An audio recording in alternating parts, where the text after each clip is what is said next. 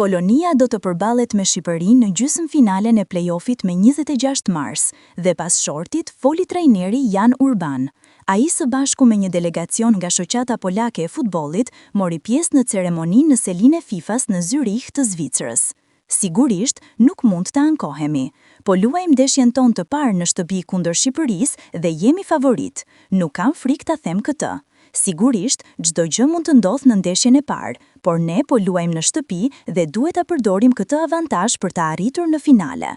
Shumë lojtarë luajnë në ligën italiane. Silvinho është një lojtar që vjen nga një sfond teknik, kështu luajnë ata. Ne do t'i analizojmë ata. Kemi kohë të mjaftueshme për këtë.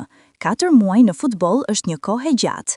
As unë dhe as trajnerët e tjerë nuk e dim plotësisht se çfarë lojtarësh do të kenë në dispozicion, deklaroi ai.